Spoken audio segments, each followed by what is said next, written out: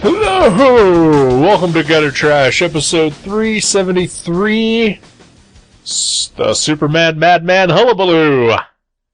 My name is Eric. I am Jason. Hello, Jason. Hi. How's it going?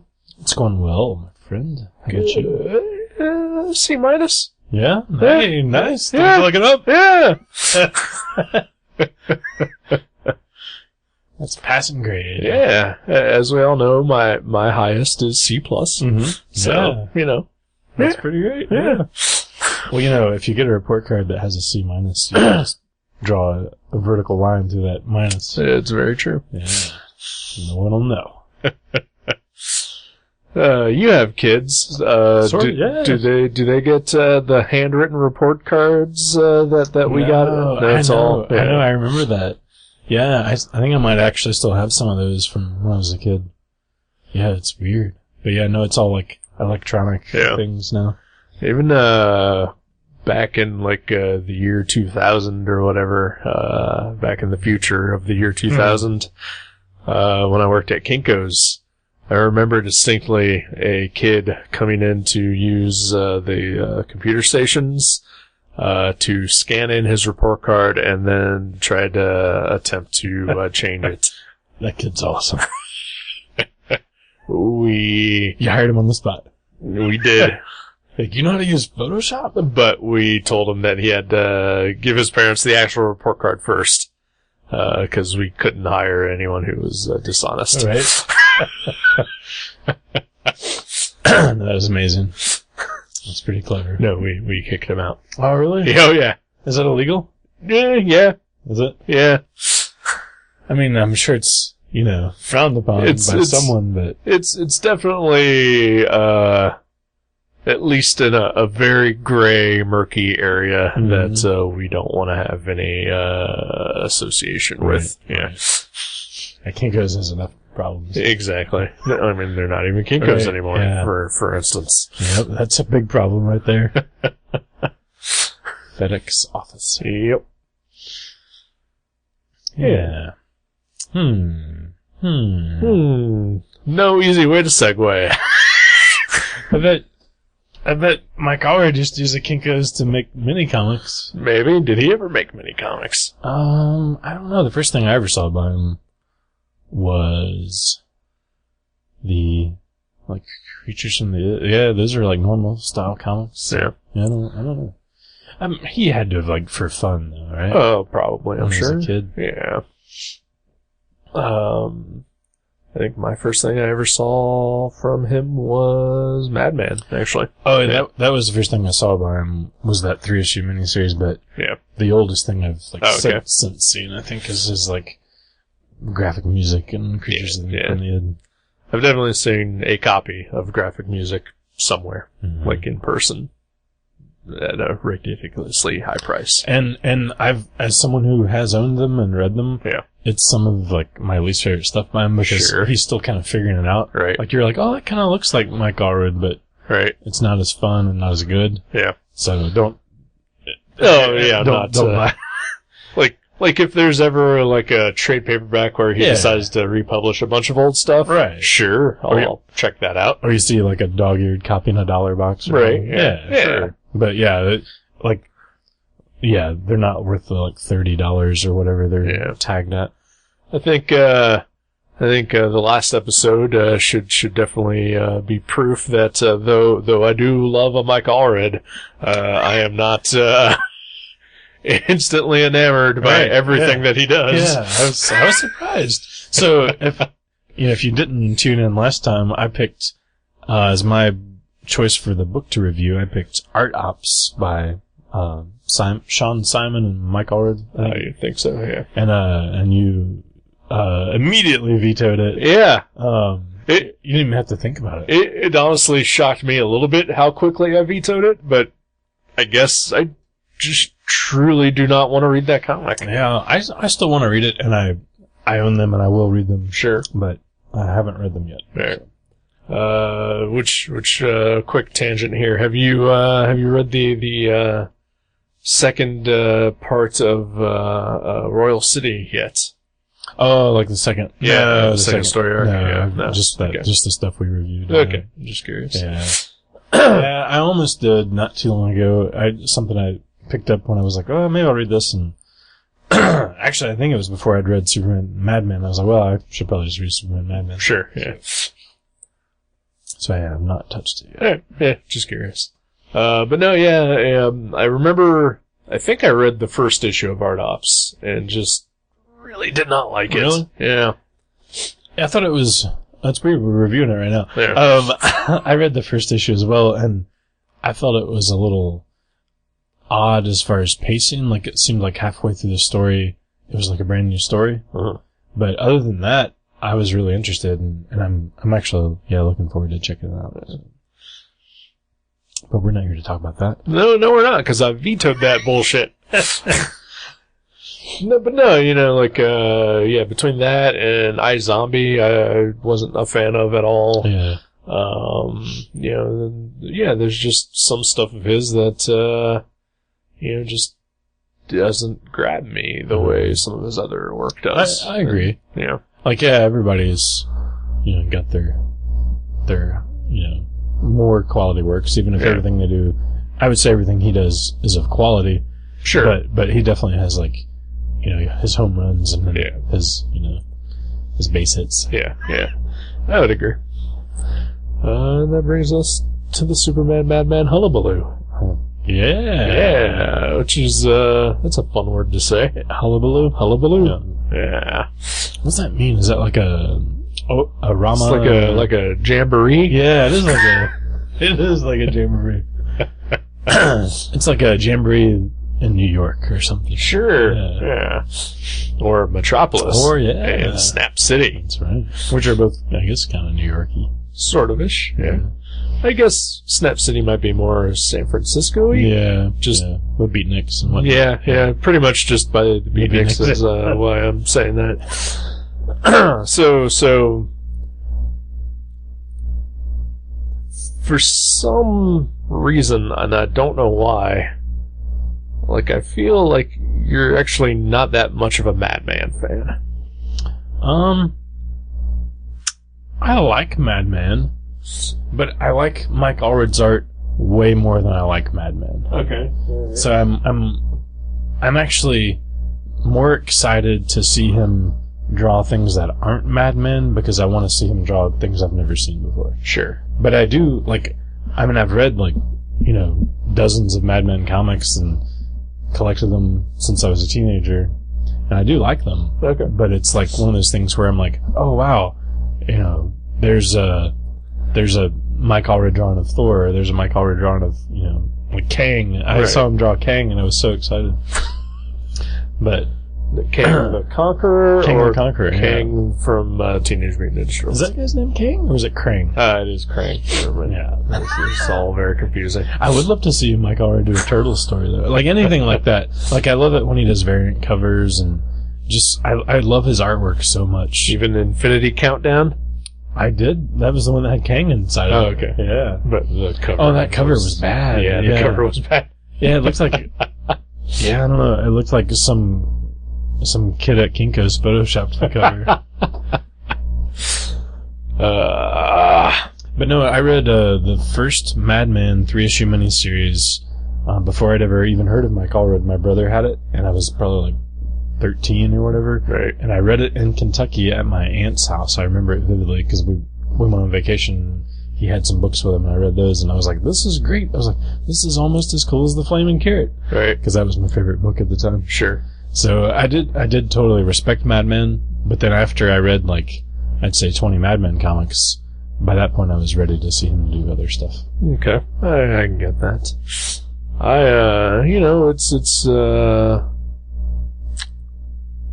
I always miss Madman whenever it's not being published. Mm-hmm.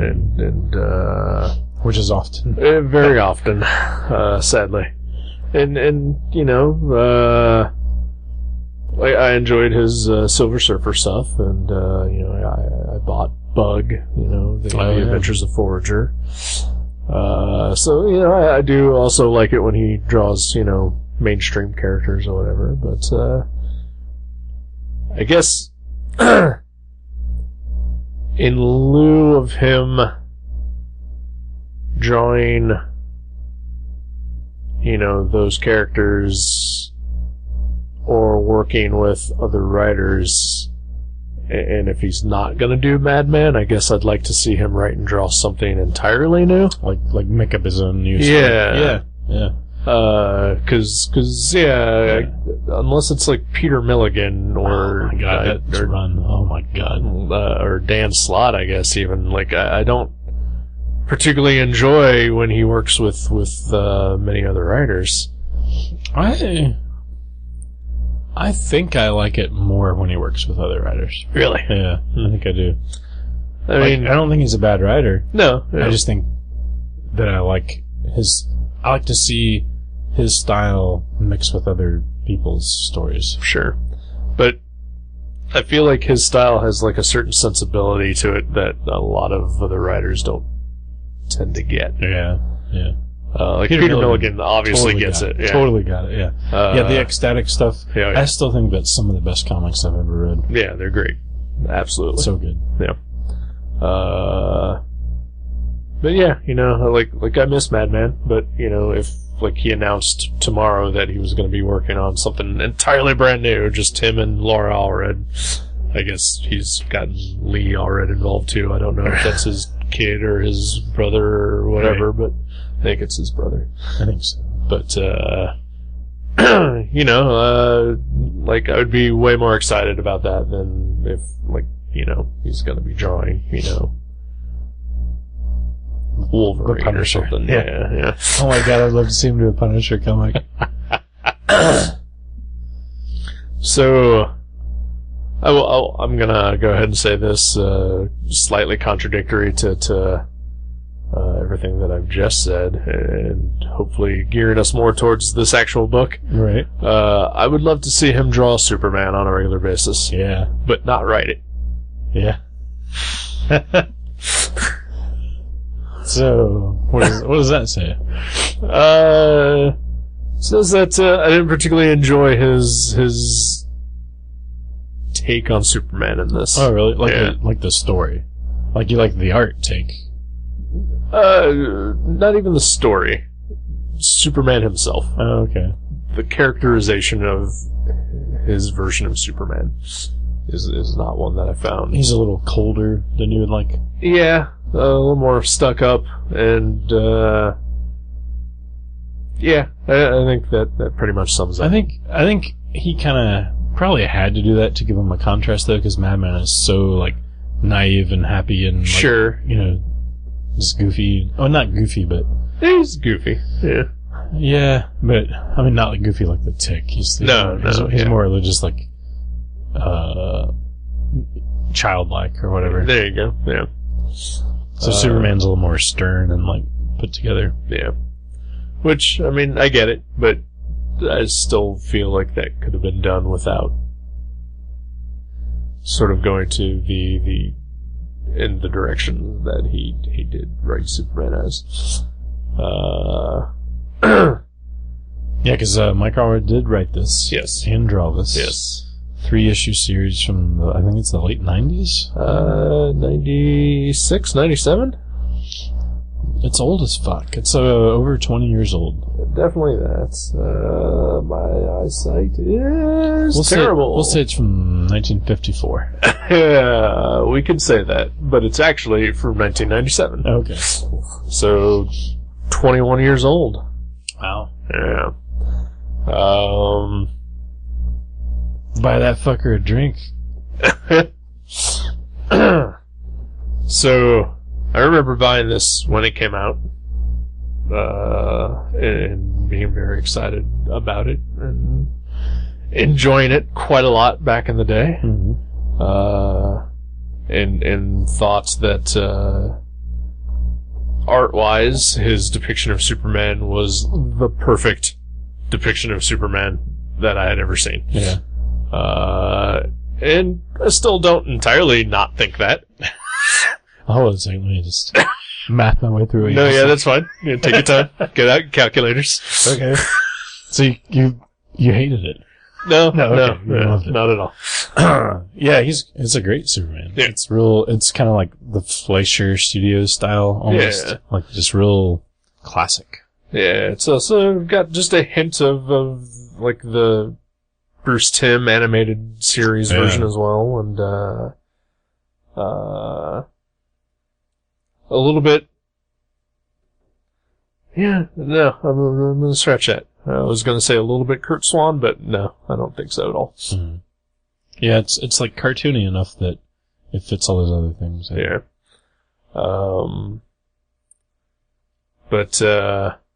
But while reading this, I did notice that, I mean, again, it's been 21 years. Mm-hmm. While there are definitely very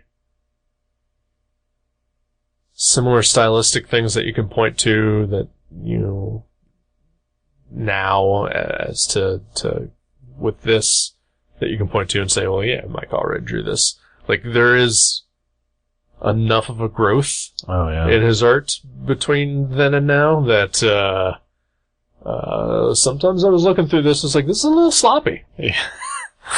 I mean, I wouldn't say sloppy so much as just like he's really figured out how to refine his style. Like, 'cause some of this stuff is actually pretty detailed, but it looks a little different than the way he draws now. I mean, the characters, the basic structure of characters and the way he poses characters has been similar, but yeah, it feels like he's definitely like went to the next level with his artwork. Yes. And also, I would say there's a couple places throughout the series where the storytelling is not the clearest. Yeah. Like, I got lost a couple times on pages. But admittedly, like, a lot of those were like they're bouncing between two different universes. That's true. Yeah. And you know, not to say that I think it's bad at all. I do not. Right. 'Cause, you know, he draws great cars. He draws great most everything. Yeah, that's true. Yeah. But like, okay, let me put it this way. The very first time that I ever saw the original Madman series, right, I kind of confused it for Dan Klaus a little bit. Yeah, I can see that. Like starting out, he had a very Dan Klaus type of style, and throughout this, like, there are just hints of the Dan Klaus style coming through. Oh, okay, I can see that. There is something kind of weird. I was going to point out. Wasn't this weird? There's the panty shot. There's an up the skirt panty shot of Lois Lane in this book. I thought that was weird. It's a little weird. It definitely caught me off guard reading it now. Yeah. Yeah. Like, back then, I don't know if I would have noticed it or just jerked off. Yeah, right. Yeah. I mean, not that I didn't do it this time. Well, sure, yeah. But I'm just saying. No, yeah, but we felt bad about it this time. Felt bad about it, yeah.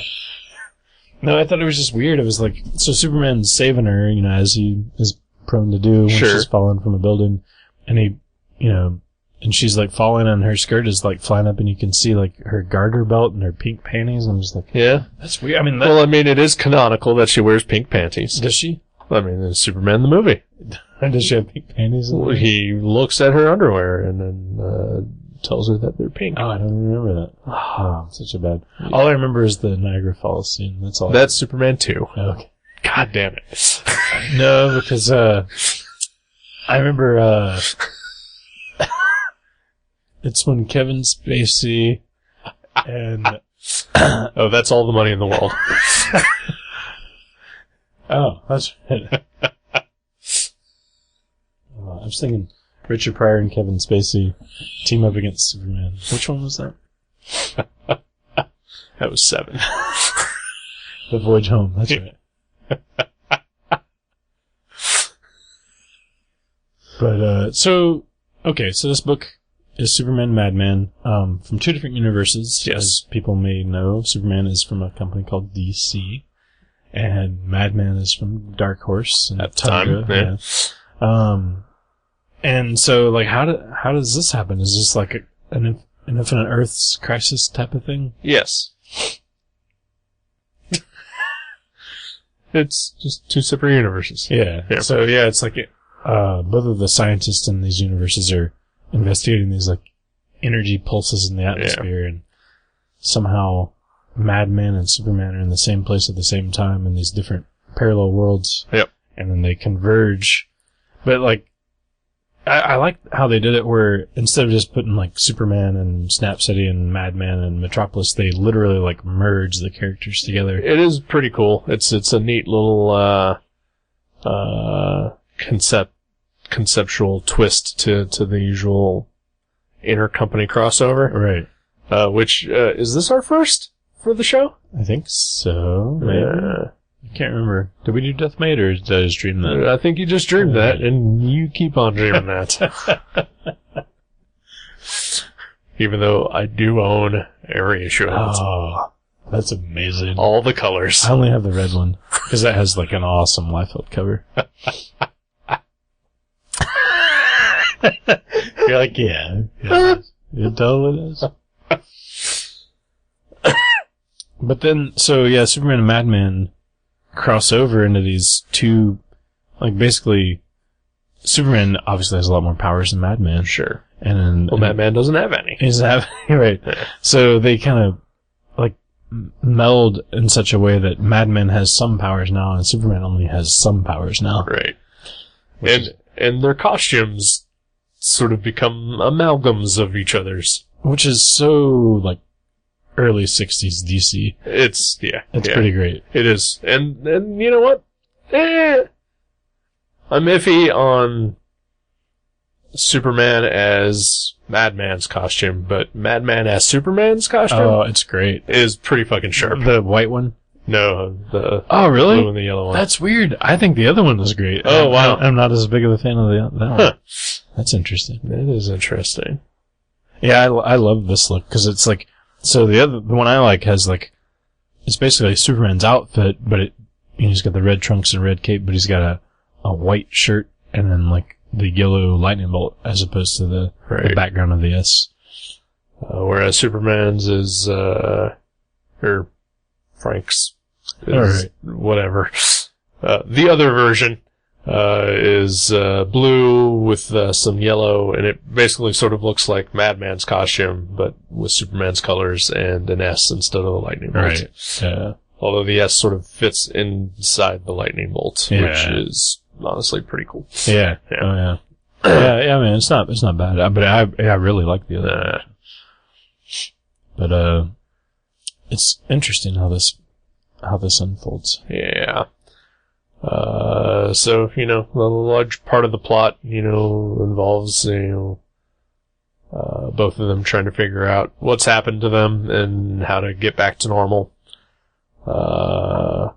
And it's discovered that, there's, Superman's powers have been sort of dispersed amongst, a bunch of different people. That's right. Yeah. So they have to get all of his powers back. Which that was kind of interesting too. Yeah, yeah. Like some thugs and even a zombie. Steve Buscemi. Yeah. Yeah. Yep. Well, it is 1997. Yeah, yeah. He's pretty big. Yep. So they, apparently, a couple of people in Metropolis and then a couple of people in Snap City, all wind up getting Superman's powers, and,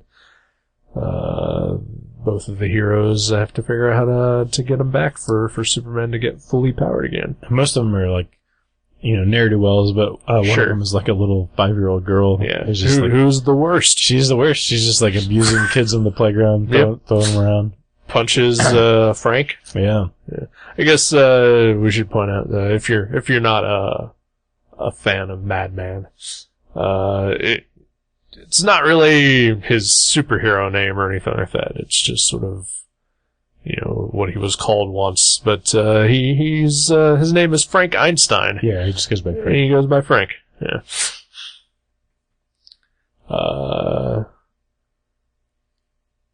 Man, I killed the entire conversation with that. I was just thinking about, cause, you know, obviously it's Frank Einstein, like Frankenstein, yes, yeah. But in the book they explain away, he was named after the scientist's favorite, people, Frank Sinatra and Albert Einstein. Right. That's why I chose that. And also, in a blurb that actually made me laugh, due to lack of imagination. Yeah. Yeah. So if you're unfamiliar with Madman, he's kind of a reincarnated corpse. Yeah. Brought to life by mad science, who just happens to go on some wacky adventures. Yeah. And if you're unfamiliar with Superman, I don't know what the fuck is wrong with you. Yeah. Yeah, there's literally 1,000 issues of one of his books. Right. One of them has a cover by Mike Allred. That is true. That's the one I bought. Yeah. Because he's awesome. So I didn't love this story as much 21 years later reading this. And I don't know if I can reason out why.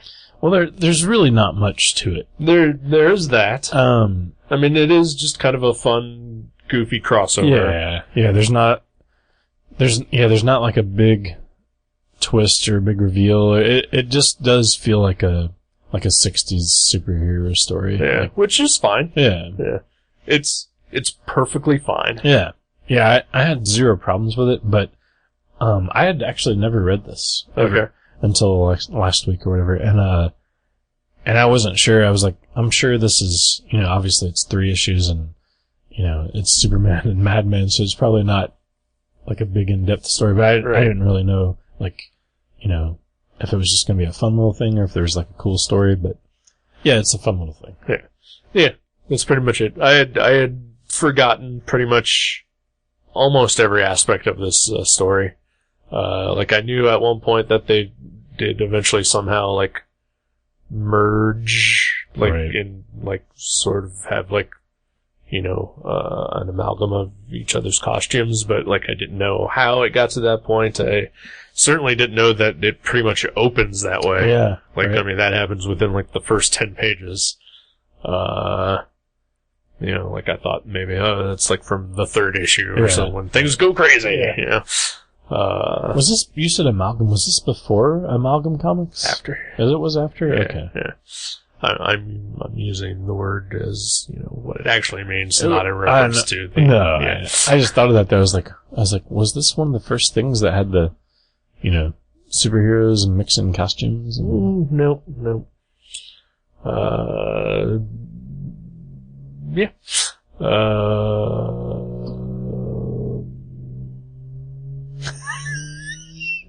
But yeah, it's fun. It is. It's fun. There's nothing wrong with it. No, not at all. Yeah. It's just a little cheesy in some places, such as the final battle between the what is revealed to be the ultimate villain of this story, because there's always somebody working in the background. Oh yeah. And which spoiler for a 21-year-old comic book. The villain is revealed to be Mr. Mxyzptlk. Yeah. Which is cool. It seems like that would be a good Mike Allred style villain. Absolutely. Like when he showed up first, I was like, you know what? Yeah, I'm 1,000% on board with this. But the final battle is between Frank and Mixie, and it is a game of Twister. Yeah. I thought he was going to trick him into saying his name backwards, but sure, he never did. He just beat him at Twister. No, yeah, that's a little disappointing, but I guess as someone who has just like 1/10 of the creative imagination of a Mike Allred, I can only speak for myself, but I don't think I could figure out a way to write a plot in which you have to trick his name and then say his name backwards. Right. Yeah. See, well, they could have been playing some other game, like Trivial Pursuit, where Mxyzptlk had to read something. Sure. Or read his name backwards. Like Scrabble. Or, Scrabble, yeah. Wheel of Fortune. Yeah. Cards Against Humanity. Sure, whatever. So, I mean, yeah, it's just a fun, goofy superhero book, and that has a lot of Silver Age qualities to it. Yeah, it really does. Yeah. And it has I think each one has a really cool splash page of Mike Allred drawing, like, you know, a big fight or whatever. Right. Like the beatnik fight or yeah, the zombie fight. I mean, some of them aren't crazy detailed, but it's cool to see like a big pinup, basically. Sure. I will say one thing that I loved about the 3 issues of this. You used to have some of the best back covers of any comic I've ever seen. Those are great.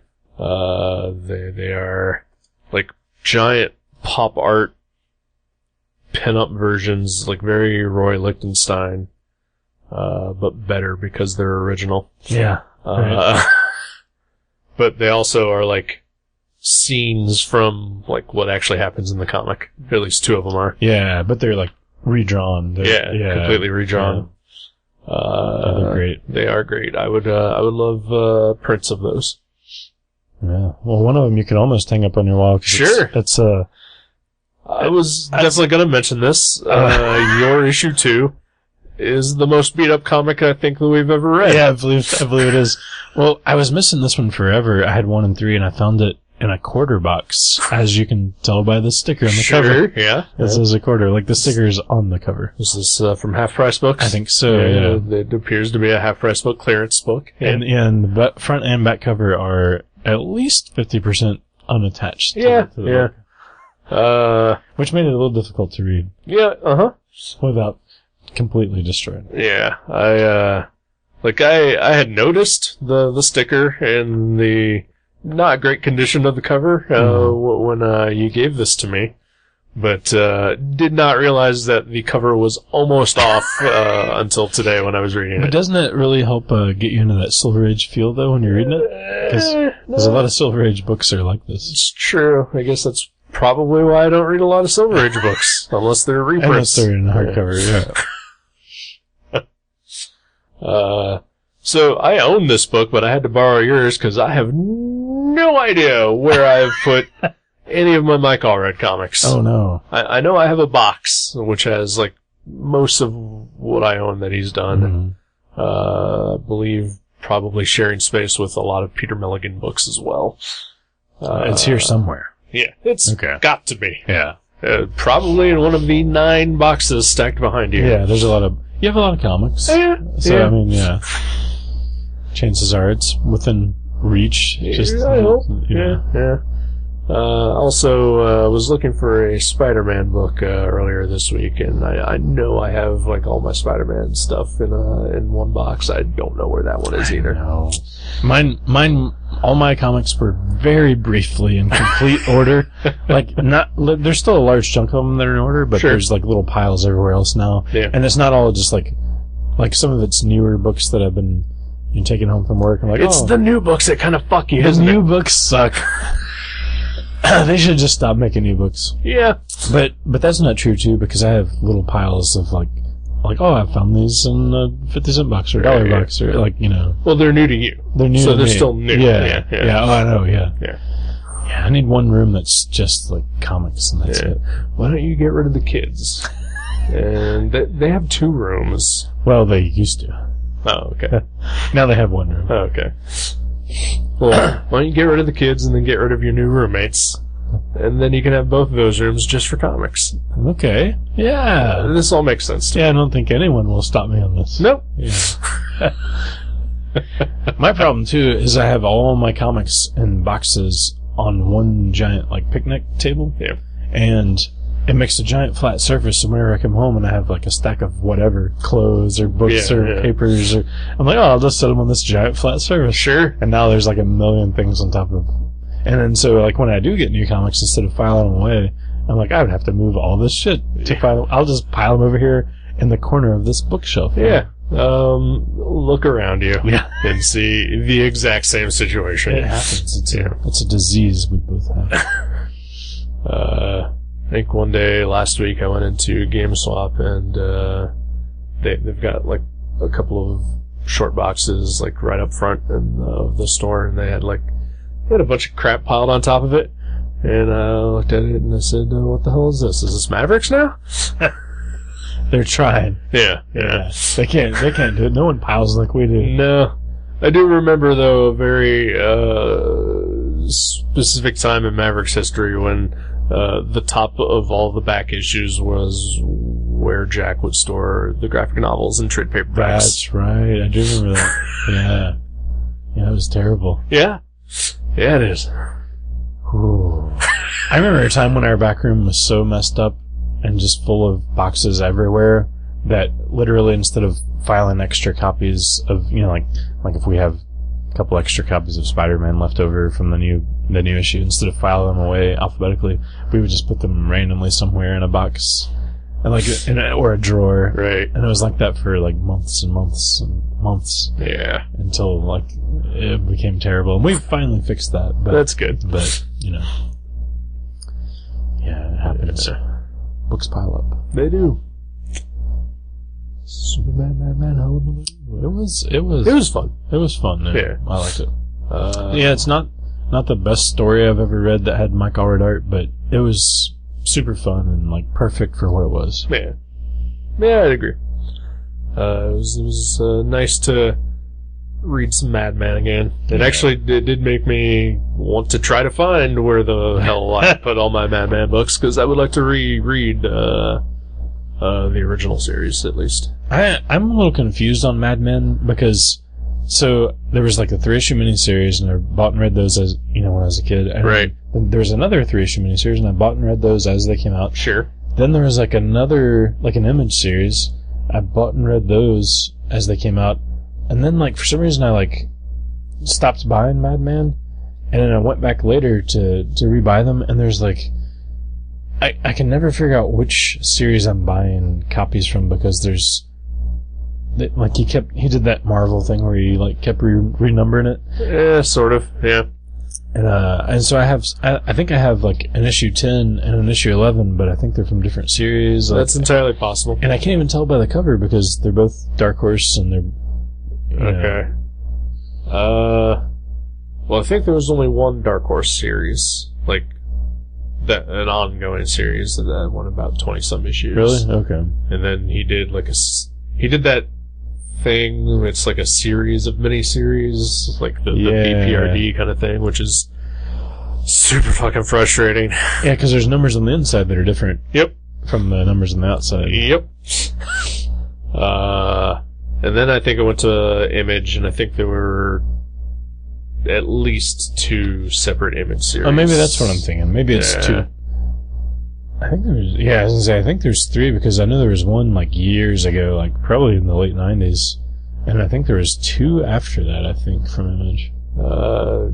Yeah, I don't know for sure. I know there was definitely one in the mid-2000s and one in the later 2000s. Because the one I'm thinking of that's the first series has more, like, this style of coloring on Madman. Because later, there seems to be this shift in the coloring style of Madman, where it's a lot softer and more, like, brushy looking. Whereas these, like the one we just read, everything is pretty, like, flat colors, real poppy. Minor shading. Yeah. So want to talk about Laura Allred for a second? She's awesome. She is awesome. I think she's an amazing colorist. Yeah. Like, I think Mike Allred is an amazing artist, no matter what. But, boy, howdy, they make a great team together. Yeah. Yeah, the way their art is just married together, it's pretty incredible. Yeah, it is. Yeah, she's fantastic, and, I know she colors other people occasionally, but she... Oh, does she? I didn't know that. I mean, he's so prolific, I just kind of thought she was always just his colorist. Right. Let's hope that they work out better than Frank Miller and Lynn Varley did. Yeah. Yeah. Yeah. For multiple reasons. Well, they've been together like a quarter of a century, I think, at this point. Yeah. So, look, it seems good. Yeah. Well, at least, she at least seems to not be trying to learn Photoshop in the middle of one of his projects. So, they seem to be working all the kinks out off the page. That's great. Yeah. Yeah, no, she is phenomenal. No, yeah, absolutely. And I think she's colored every Madman thing that's been in color, isn't it? I don't know. Yeah. Because the first series is black and white with, like, gray tone. Yeah. I can't remember. I don't think I noticed early on who colored it. Yeah.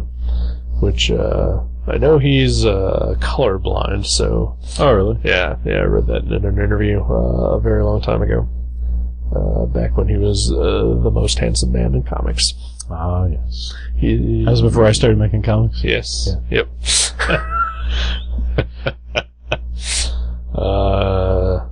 So, I guess he either sought out or got lucky and married a woman with a very good color sense. That's awesome. Yeah. So, way to go, all Reds. Yeah. Pretty awesome. Yeah. So what is he doing right now? I have no idea. Cause Silver Surfer is done. It's done. He did that, Infinite Countdown. Whatever, yeah. Yeah, it was like Infinity Countdown Prelude one-shot or whatever. Right, yeah. Oh, I guess he's just mostly doing covers, but... Doing some covers. He's doing an issue of Spectacular Spider-Man very soon. Is he? Yeah. I did not know that. Yeah. I'll have to probably check that out then. I think it's an annual or something. Okay. Or special. Either way. I know he's doing one of the many variant covers for the Archie Batman 66 crossover. Oh, cool. I feel like there was something recently mentioned that he's announced, but fuck if I could remember it. So I don't know. He's got to be working on something, I'm sure. Though. Yeah. He's awesome. Yeah. Very prolific. Very. Though there was a time not long after this book came out where he was not. Yeah. Well, he was like making films and playing in a band and doing all kinds of stuff. So, I mean, I guess he was probably busy, but... Sure. Yeah, it did seem like there was a time where there weren't a lot of comics by him, and then all of a sudden, he was pretty much doing monthly comics for the last couple, 15 years or something. I'd say since Ecstatics, he's pretty much been regularly around. Nose to the grind. Yeah, good for him, because, I mean, we've seen his movies. I've seen one of them. I think there's only that one. Okay. Yeah. But it's not that great. Yeah. Yeah. I mean, we did review G-Men from Hell on our very first episode. That's true. Wow, 10 years ago. Yeah. But I think we can say comics is definitely his strong suit. Mm-hmm. And it's good to see him making comics. Yeah. He's seriously one of my absolute favorite people still working in comics. Definitely. Same. Except for, iZombie and Art Ops. Fuck those. No, I would definitely give anything that he does a try, but there are definitely some things that just put me off, like those two books. Like I had read, the first couple of issues of iZombie before I bailed on it, and then you picked it for the show, and I felt justified in my initial opinions of it, and so I don't know. But I'm definitely always interested in everything that he does. Whether I get into it or not is something else. But yeah, he's got a special style. It bridges the gap between kind of modern cartoonist and Silver Age art. Like nobody else I've ever seen. Yeah. And I'm looking at the cover here, number 2, and I noticed too, Madman's package is pretty huge compared to Superman's. Well, he's got Superman can't be super in all places. Right? Of course, Superman also has his, kind of up and, That's true. covering it, but, it's because he's embarrassed. Exactly. Yeah, he's covering it up. He's seen Frank's. Yeah. He knows what's up.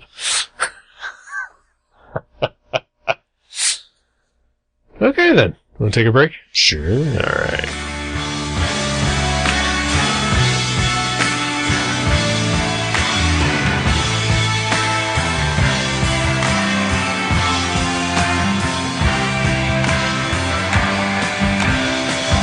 Jimmy rapped all night about a suicide, how he kicked it in the head when he was 25. Oh, that speed job, the one to stay alive. When you're 25, Lucy's stealing clothes from unlocked cars, and Fred has got spots from ripping off the stars from his face, honey. funky little boat racer. Television man is crazy, sang with juvenile delinquent wrecks. Oh man, I need a TV when I've got T-Rex. Brother, you guess I'm a dude. All the young dudes, yeah, carry the news. Boogaloo dudes, yeah, carry the news. All the young dudes, yeah, carry the news. Boogaloo dudes, yeah, carry the news. Wake up, you sleepyhead. Put on some clothes, shake up your bed. Put another log on the fire for me. I made some breakfast and coffee. Look out my window, what do I see? Crack in the sky and a hand reaching down to me. Oh, the nightmares came today, and it looks as though they're here to stay. Oh, you pretty things, don't you know you're driving your car, Mr. Madman insane? Oh, you pretty things, don't you know you're driving your car, Mr. Madman insane? Let me make it plain, you gotta make way for the Holy Superior. 1, 2. Oh, you pretty things, don't you know you're driving your Thomas insane? Oh, you pretty things, don't you know you're driving your Thomas insane? Let me make it plain, you gotta make way for the Holy Superior.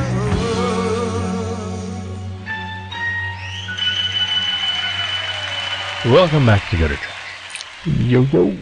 Yeah. Well, yeah. So what the hell's going on?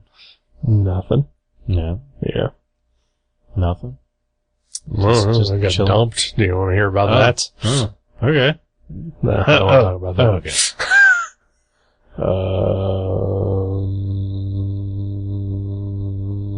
You went to a convention that I didn't go to?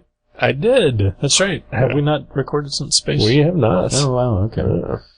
Yeah, I went to Columbus for the annual Small Press Comics Expo. Yeah, Small Press and Comics Expo. That's what the A stands for. I think it's alternative. Whatever. Small Press Alternative Comics Expo. Yeah, that's what it is. I don't think so. Yeah, it's alternative. No. Bet you $1 million. Okay. Neither of us have that. No. Yeah, it was fun. It was actually more fun this year than usual because I got to do 4 jam comics, which I love doing. Like, why? I don't know. I love doing it. I think it was just like it became the space tradition that it always reminded me of when we were kids. My brother and I would do that, like in like junior high school. Like if one of our friends came over, like spent the night or whatever, inevitably we would draw a jam comic where one of us did a panel and pass it to the next one, did a panel and pass it. And, that has happened a lot at Space over the years. And there's 4 different ones floating around and I get to do all 4. It was super fun. I usually find them tedious. Really? Yeah. I love it. I do not enjoy, participating in those. It will often decline. I will always, if you're listening and you have a jam comic and you want me to do a panel, I will do it. Alrighty. I love them. Good to know. And I don't charge very much. Just $40? Just $40. Yeah, it's a pretty good price. No, obviously I wouldn't charge anything. And, yeah.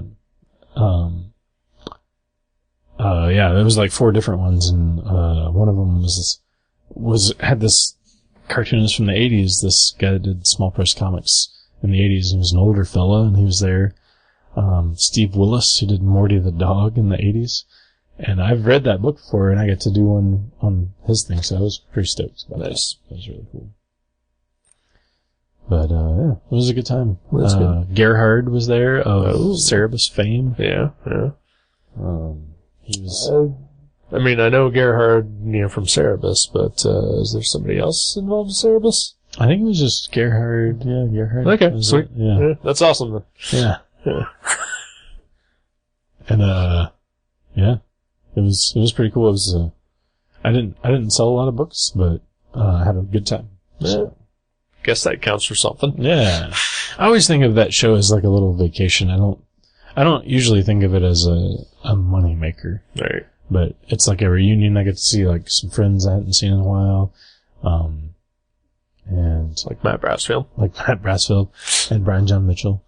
But a couple of my friends that are usually there weren't there this year, so I was like, oh, but, including yourself. Yes. I wasn't invited. I wasn't either. I had to pay for a table. Next year, I'm sure they'll invite me. Okay. All right. But yeah, it was good times.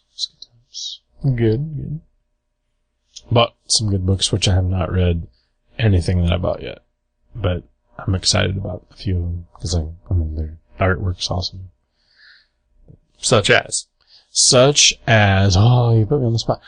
Frankenstein for Mayor by Jack Wallace. Frank Einstein for mayor? Frank Einstein for Mayor, yeah. There's a couple I'd never heard of before. So I can't remember what they were. I was just like, oh, it looks great. But my favorite thing that I got was this, like, psychedelic art book from the, like, late 80s or early 90s or something. This guy did, and he was giving them away for free because he was like, I just want to get rid of them. He's an older cartoonist. He goes by several names, like Fletcher Hank style. One of them was it Fletcher Hank? It was not Okay. Fletcher. But he goes by Max Traffic was one of them, and Buzz something or other was one of his other names. Buzz, the artist of Vampirella? It could, probably not. No. But that was really cool because it was all handmade, like, psychedelic imagery. Like, there's no Photoshop stuff in there, but it was all, like, just crazy visuals, and there were some comics in there too, but it was more like an art, like, paperback. But Yeah. he was giving away for free, and he was super nice, so, I had him sign a copy for me. Sweet. So yeah, that was really cool. But I think, yeah, that was what I was most excited about. Probably. Oh, and I got a book and CD combo. You're supposed to, like, listen to the CD while you read the book. And the same guy that wrote and drew the comic, performed the music with some of his friends. So it was and he traded it to me too. He didn't Right. I was looking at it and he's like, oh, I'll trade it to you or something. So. Well, what'd you give him in return? Hand job. Okay. In the alley. Yeah. Yeah. It is your best offering. Yeah. Yeah. It is, yeah. Yeah, you've ran the full gamut. You Oh, know, sure. Yeah. You know what's up. It's like Hand Job, another issue of Veggie Dog Saturn. Hand Job. Yeah. Yeah. Right?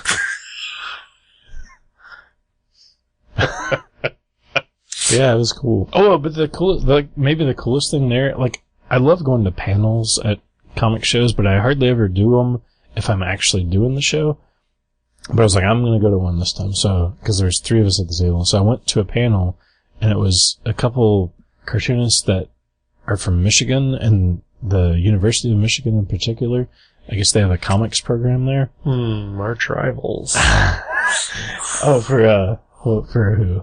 OSU. Oh, well, cause, Caitlin McGurk from OSU was there too, and she was, like, watching in the crowd, and, like, they had, like, a question and answer thing, and they were, like, obviously friends and everything. It was pretty cool, but theirs isn't for original art. Like, they said whenever they get donations of original art, they send it to the Billy Ireland Museum, and whenever the Billy Ireland gets comic donations, they send it to the University of Michigan, and they're amassing the largest comic collection on Earth that you can go and read any of it at any time. You can't check them out and take them home. But they said they have 293,000 comics right now, and they get more weekly. What was that number again? 293,000. 293,000. I got 294,000. But you don't allow people to Do you offer the I service? do, but, nobody has ever taken me up on it. That's weird. Well, if you're listening, we'll give out the address at the end of the show. Okay. So you can come. But and the cool thing is they said, they'll take anything. Like they want like action number 1 and they want veggie dog cider number 7 and they want everything in between. Well, one of those things doesn't exist. I know. Their wants are a little ridiculous.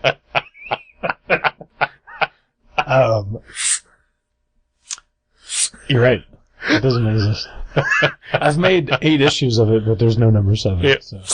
Anyway, but they have manga, they have mini comics, they have Tijuana Bibles? They do. They said that they have Tijuana Bibles. They have Silver Age books, like he said they don't have an action one, but they have a Wonder Woman number 1. Ooh. And you can sit there and read it. Yeah, that's not a first appearance. I know. It's just a piece of shit with staples in it. But yeah, so University of Michigan, and like they teach classes too about making comics. Okay. So they're teaching classes how to read comics. How to read. Yeah, Because that's a service I feel that should be spread amongst the populace. Mm-hmm. Sure. I mean, Avengers Infinity War made like $3 billion on opening weekend, yet only 10 of those people that see that movie are ever going to read a comic. All right. I know, right? It's pretty sad. Which I saw that movie. Did you see that movie? I did see that movie. Do you want to talk about that movie? I guess we could talk about that movie. With spoilers or what? I figured by the time this comes out, it'll be like a month after that movie was released. So there should be safe. So there could be some Avengers Infinity War spoilers. There very well could be. From this point on. I mean, honestly, if you're like me and you're just online, you've already had the movie entirely spoiled for you by this point. I had 2 spoilers at my work within the first week. You know why? Because you guys didn't put up a sign this time. We didn't. You're right. We usually do. Well, last time it went so poorly, we actually had a drunk guy in there, giving Star Wars spoilers because we had a sign that said not to. And he was like, he thought it was funny. Well, of course. So we actually made him leave. Good. We told him to leave. Yeah. Good. Yeah. Was it that one guy? The one guy on the bike? Yeah. Okay. Yeah. But yeah, so Avengers Infinity Crusade or whatever it was called. Infinity War. Infinity War. Yeah, the second one. Yes. Because there was Infinity Gauntlet, Infinity War, and then Infinity Crusade. Yeah. So what happened to the Gauntlet? Why didn't they call it Gauntlet? Did they think many people would know what a Gauntlet is? Probably. Yeah. Like, we'll go see a war, but what the fuck is a Gauntlet? Isn't that a video game where the dwarf gets hungry? I don't want to go see that.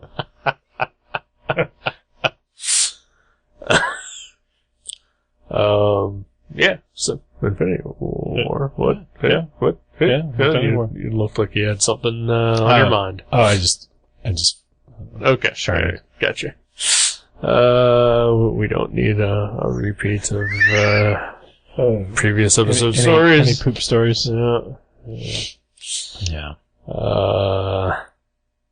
Yeah, Infinity War. Yeah. It was alright. I liked it. Yeah. Yeah. See, we spoiled the shit out of that movie. Hopefully we didn't ruin it. Yep. Yeah, it was alright. Yeah, it was good. I think I was trying to think when I left the theater, I was like, well, I didn't love it, and it's not in my top 5 favorite Marvel movies, and Sure. I actually did the math to see if it was in my top 10. It literally, I think, hits number 10 of my top 10 favorite Marvel movies. Yeah. So it's in the top 50%. Yeah. That's good for it. Yeah. Yeah, certainly not bad. Yeah. So, I sort of thought about that in that same manner as well.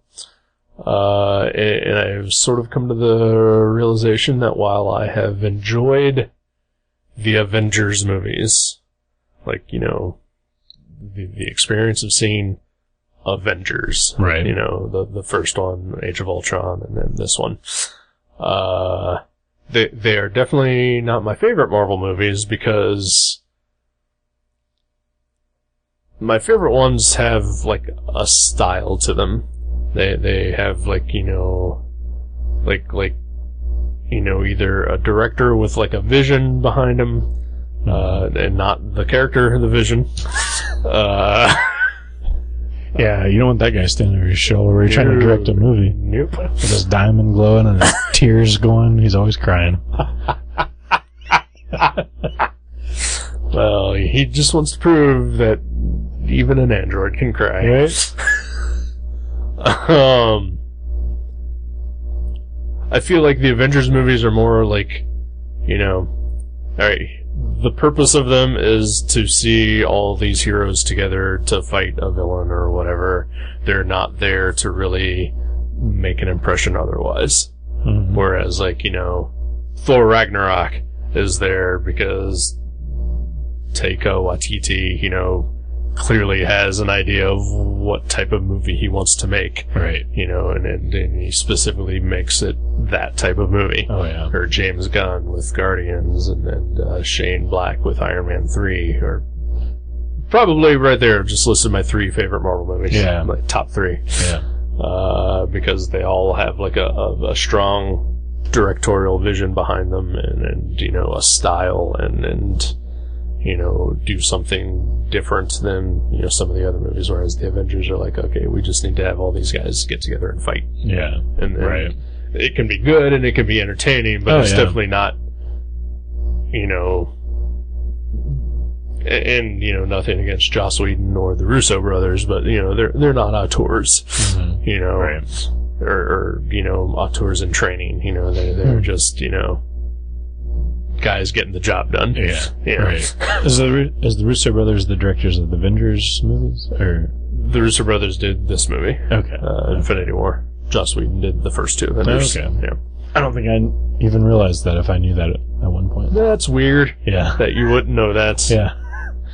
I knew Joss Whedon was somehow attached, but if you would ask me what he directed in the Marvel Universe, I was like, I don't know. I mean, to be fair, like, a lot of the Marvel movies, like, some of the dirt, like, I have zero idea. If they came in right now and told me that they did, I don't think I would even believe them. I have no idea who the fuck directed the second Thor movie. Oh, yeah. Yeah. And I liked that movie. Really? I'm one of the 5. Yeah, I was gonna say, I think it's one of my least favorite Marvel movies. I just thought it was kind of boring. I enjoyed it. For whatever reason, and I mean, Thor Ragnarok, again, just blew them all away. Right. But I really liked the 2 Thor movies otherwise, the other 2. And I don't particularly like Thor as a character. Right. But I really enjoyed those movies. I really liked the first one, yeah. And then the second one I thought was just disappointing. I had a great time watching it. I do think that there's a thing among fans where, when Infinity War did come out, like the day before, like, reviews, like, started coming in, and that's when I started blacklisting all words. All social media. Yeah. But it was like, reviews are in, people like it. And, I made sort of a comment. I was like, well, I'm glad to see that people seem to be enjoying Avengers Infinity War. I look forward to a week from now when everybody fucking hates it. But people still love it, don't they? No, people are now coming out and saying that, it's the worst fucking thing that ever happened to movies, because that's what happens. Yeah. People, like, the reviews come in, people like it, and then, the trolls come out. Yep. I mean, obviously it has a different tone than any other Marvel movie. Like, it's got, it's kind of dark. Yeah. Gets dark. Which I respect that. Sure. But at the same time,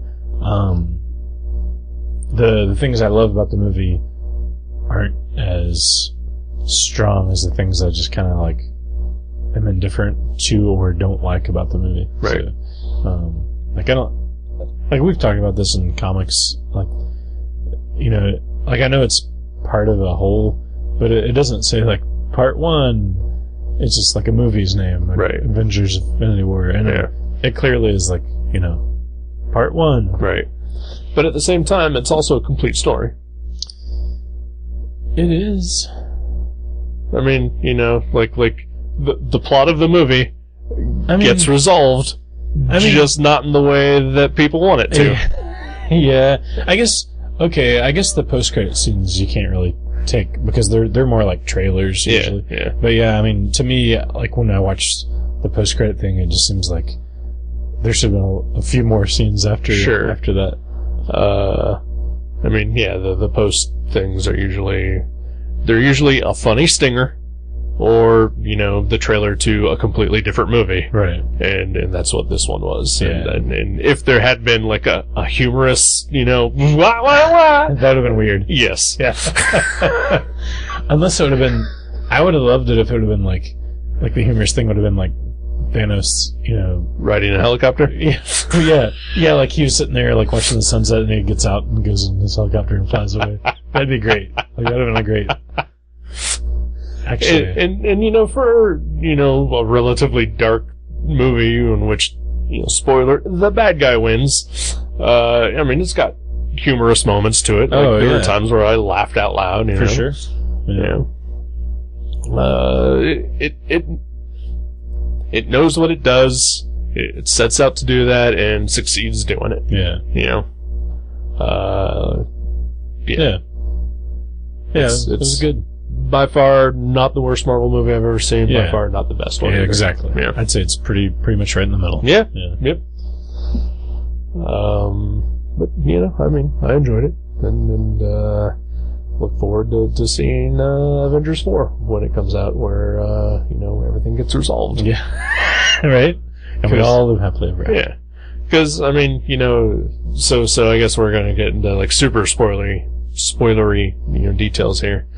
But a lot of the heroes wind up dying at the end of Avengers Infinity War. Yeah. And a lot of them already have confirmed sequels coming out. Yeah. So yeah. Like, the minute that you think about what is happening on screen to which characters, you're just like, oh, well, yeah, they're gonna fix that. Right. Yeah. That guy's got a movie coming out next year. Yeah. Yeah. That was one of the spoilers I did get, was a guy who I know, actually, at Mavericks. I was ringing him up and he mentioned something about how Spider-Man died at the end of Infinity, and I was like, I hadn't seen that yet. He's like, oh, oops, okay. That's all he said. Right. I was like, oh, great.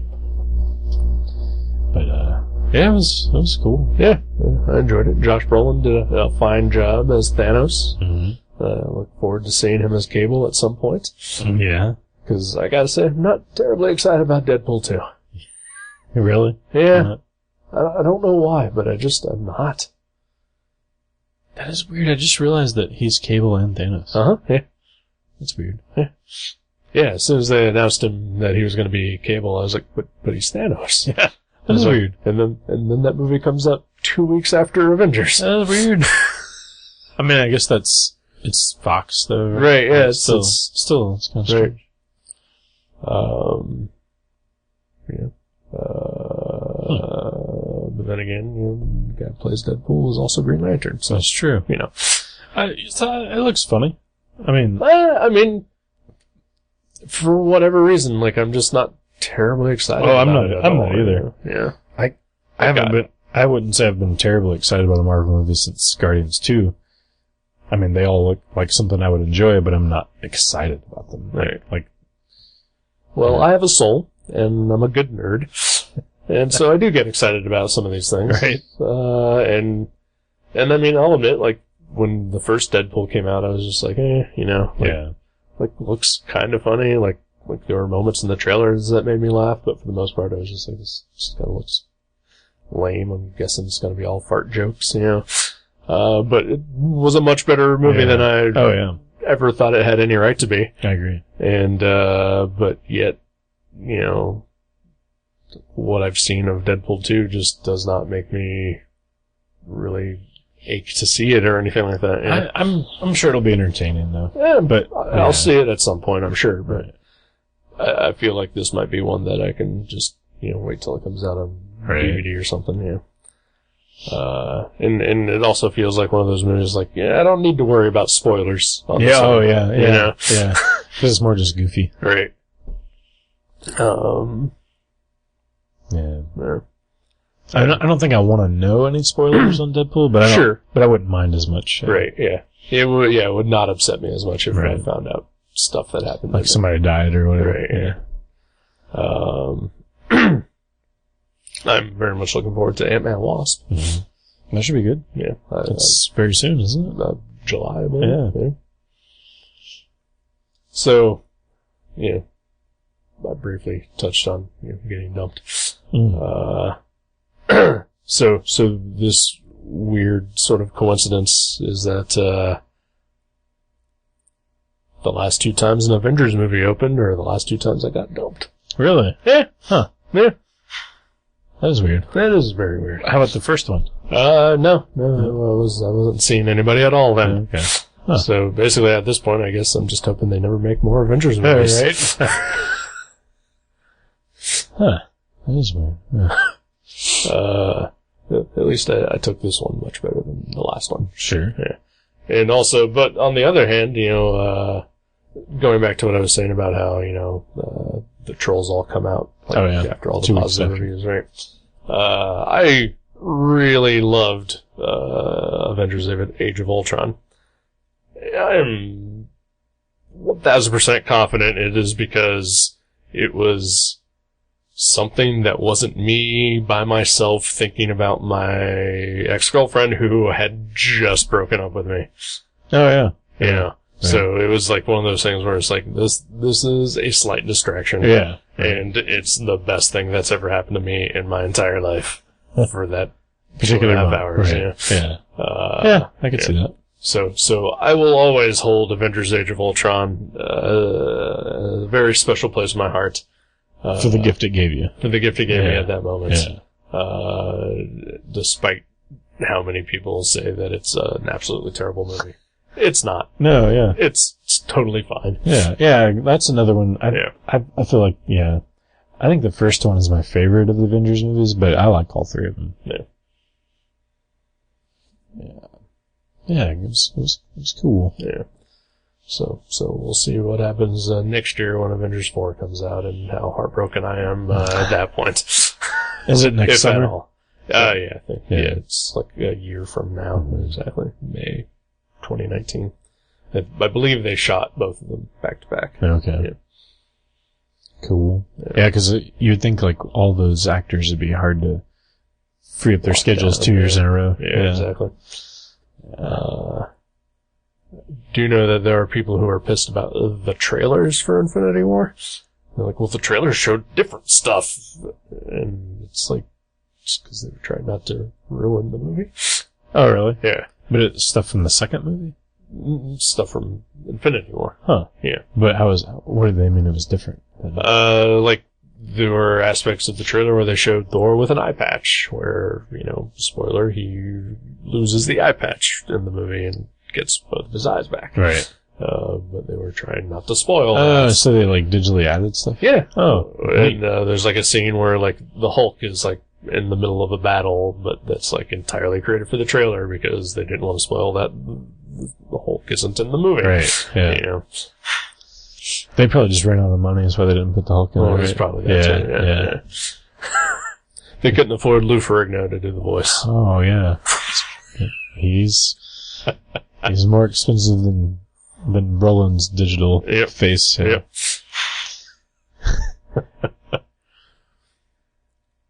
Yeah. That was weird. So I'm sure the Hulk will be in the second one. Oh, I'm sure. Yeah, absolutely. He was still alive at the end, right? Yeah. Yeah. That's right. He was in the Iron Man suit. Yeah. The Iron Hulkbusters. Hulkbuster, yeah. Ironic. It is pretty ironic. So now that we've spoiled the shit out of Avengers Infinity War for everybody. I hated that movie. It was fucking terrible. Yeah.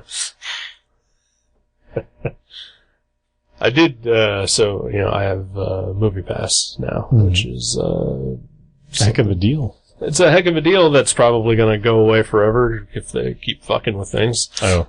They've changed some of their policies and people aren't happy about some of those changes. Oh, what did they change? Well, for one thing, the day Infinity War came out, they decided to implement a policy that you can only see a movie once using Movie Pass. Wow. That's pretty big. Yeah, it is. was especially like the day before, like people were like, hey, you know, so I can go see a movie as many times as I want, and they're like, yep, just once a day. You know, like that's the only limit. And then like the next day they're like, you can only see that movie once. Yeah. Yeah. So like, but I asked yesterday, like, well, that's the policy yesterday. Yeah. You know, never mind the fact that the multi-billion-dollar mega blockbuster just came out as we're implementing this. That's probably a coincidence. Yeah.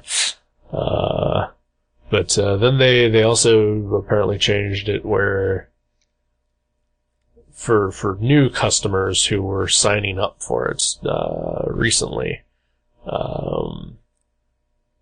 instead of being able to see a movie a day at a theater, they were limiting it to a movie a week for the same price, which, you know, did not make people happy. Wow. Yeah. So are they going to change that for the old members, like after the 1 year membership's over? I don't know. Yeah. If they do, then I guess I'm only a Movie Pass member for a year now. Because, you know, I may not see a movie every week, but I'd like the option. Yeah. You know? Right. Like last week, I saw 3 movies. You know, because I had that option to, and I had nothing else going on in my life. Right. Because there's probably some weeks where you couldn't go to see one. Sure. So if there's a week you can see 2 or 3, then it balances out. Exactly. Yeah, it probably won't last long. Yeah. It's too bad. Yeah. I know, like 2 other people that have it, and they both love it, but I hadn't heard anybody mention that new policy stuff. Yeah, it's. I mean, like the whole seeing a movie multiple time things like doesn't bother me. Like I'm not that guy. Right. Like I have rarely ever seen a movie more than once in the theater. Like I can probably tell you the movies that I have seen more than once. Dawn of the Dead, the remake. Mm-hmm. Spider-Man, the first one. And Cool as Ice. Something just as good, Batman Forever. Oh, nice. Yeah. So yeah, it's not a thing that I normally do. Right. Yeah, I don't know if there's more than a couple of movies I've ever seen twice in the theater. Right. I did see Logan twice last year. But it's, for me, usually it's the case of like, well, I'm going to see this movie with somebody, and then like, you know, like a week later, like somebody else says, hey, you want to go see this? I'm like, yeah, alright. Right. Yeah. Yeah. And so, yeah, it kind of fucks it up, like, if that ever happens, but that's not something that I ever try to do. But it's interesting though. But yeah, if they start limiting, you know, me to once a week, then, like, again, it's having the option, you know, is you know, what I mostly bought that for, you know. Yeah, that's probably what they'll do then. After a year, they'll probably change the policy for everyone. Yeah. Or just go out of business, which a lot of people are predicting. Yeah. Because it is kind of hard to think about how they're making it. Yeah, I know. I mean, unless just the information they sell is that valuable. Because I'm sure they sell a lot of information. Well, I'm sure, yeah. But, yeah, it's crazy. Yeah. So anyway. That's why we read comics instead of watch movies. That's fuck right. Movies. Fuck movies. We have never liked movies. Nope, Here I got never, a trash. Never. So speaking of comics, should I pick one? I would love to read a comic that you picked. So, completely unintentional, because I had no idea that you were going to pick a book that I was going to veto, and then your secondary choice was going to feature the character of Superman. Oh no, is it another Superman book? Kind of. That's weird. Yeah, some might even say it's bizarre. Oh,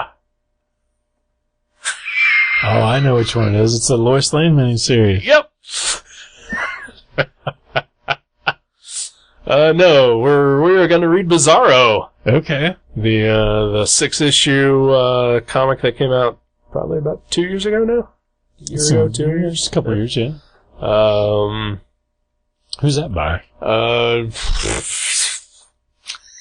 Wow. It's by some people. Okay. It's got some guest artists in it. Sweet. Featuring some Darwin Cook and some Kelly Jones in it. I know that much, but they did not write nor draw the bulk of it. Okay. But it is a 6-issue story about Bizarro hanging out with Jimmy Olsen. That sounds awesome. Yeah. I'm not gonna turn that down. Good. Yeah. Or is this you speaking in Bizarro talk? Yeah. And this is how you I'm veto? very excited to read that. Me, I'm not gonna veto. Don't pick something else. All right, then. That's cool. Yeah, I've kind of always wanted to read that. So. Yeah. I mean, not always, because like when I was a child, it did not exist. Right? Yeah. But since I've seen it. Yeah. Yeah. Alrighty then. Well, that's what we're gonna read. Awesome. Bizarro. Go find it somewhere, people. People who listen. I know that there's got to be one of you out there. Do you know where yours are? I know where 2 of mine are. Hey, there you Because go. I have 2 copies. What? 2 of all of them? I have 2 copies of the trade paperback. Oh, wow. Okay. Yeah. So I can borrow one? You can. That's awesome. Yeah, I wound up buying one, and then a friend of mine expressed interest, and I happened to know where I could get one for like $5. So I bought one for her, and I just haven't given it to her yet. Oh, okay. So Cool. I'm sure she will not mind if I lend you a copy to read. Sweet. As long as you don't, shit all over it, literally. I'll which try not to. occasionally apparently can happen. I'll try not to do that. So yeah, Bizarro. Yeah. Yeah. Buy some books. I will. I'm gonna read it. Cool. I'm gonna read it soon. Good. That's the point of why we do this. Alright. So this is gonna be just a new Superman themed podcast from here on out. Yep. That's awesome. Looking forward to it. Alrighty. Cool. Alright, well thanks for listening. Goodbye. Thank you for listening to Gutter Trash. You can subscribe to the show from guttertrash.net or from iTunes and leave us a review. Visit guttertrash.net for email information and for other podcasts and websites in the Gutter Trash Network. Thanks again for listening, and we'll see you next time.